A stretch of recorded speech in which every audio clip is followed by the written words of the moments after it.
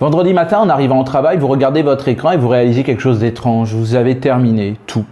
Ce qui vous prenait habituellement la semaine entière, l'IA vous a aidé à le boucler en 4 jours. Devant vous, il reste du temps. Et là, une drôle de sensation, vous ne savez pas quoi en faire. Alors si vous vous reconnaissez, vous n'êtes pas seul.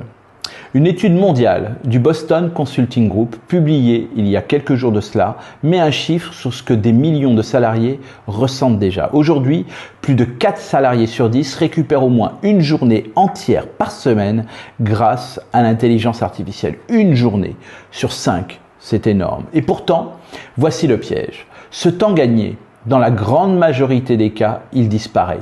2/3 des salariés disent ne recevoir aucune consigne sur la façon de l'utiliser. Alors, il se dilue.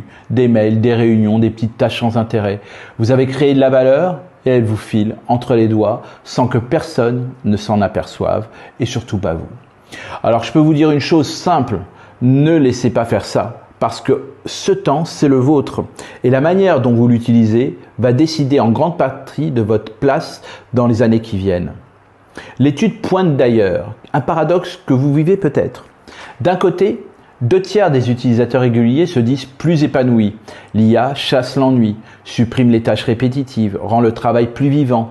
Mais de l'autre, 4 sur 10 se sentent plus fatigués mentalement qu'avant.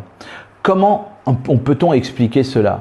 Parce que votre métier a changé, sans qu'on vous le dise. Avant, vous exécutiez. Aujourd'hui, près d'un salarié sur 2 passe plus de temps à piloter l'IA, vérifier, corriger, orienter, qu'à faire le travail lui-même. Vous n'êtes plus seulement l'exécutant, vous êtes devenu le chef d'orchestre. Et ça, ce n'est pas une charge d'en plus à subir, c'est une compétence nouvelle, une compétence rare même. Elle a une vraie valeur, d'autant que le terrain bouge vite. Près de 9 salariés sur 10 estiment qu'ils devront se reformer en profondeur dans les 5 ans à venir. Mais à peine 1/3 se sont correctement formés aujourd'hui.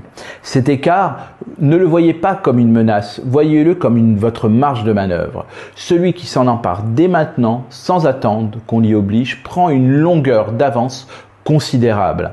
Alors il y a un dernier point que l'étude soulève et qui vous concerne directement. Les agents d'IA, ces programmes capables d'exécuter des tâches entières en autonomie ont doublé leur présence en entreprise en 1 an.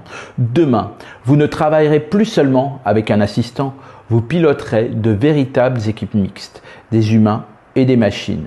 La question qui inquiète le plus les salariés, c'est celle de la responsabilité. Qui répond des décisions ? Alors ne fuyez pas cette question. C'est précisément en la prenant en main que vous devenez indispensable. Alors concrètement, voici 3 réflexes à adopter dès maintenant. Premièrement, prenez conscience du temps que l'IA vous libère réellement. Mettez-y un nom, une mesure, ce qu'on ne voit pas. On le gaspille trop facilement. Deuxièmement, réinvestissez ce temps là où vous êtes irremplaçable, là où la machine ne vous suivra jamais. La relation, le conseil, la créativité, le lien humain. Enfin, si votre hiérarchie ne vous donne pas de direction, ne l'attendez pas. Proposez. Montrez que ce que vous voulez construire avec ce temps gagné. Parce qu'au fond, l'intelligence artificielle ne décidera pas à votre place ce que vous valez. Le temps qu'elle vous rend, c'est une chance. Alors à vous d'en faire un véritable élan.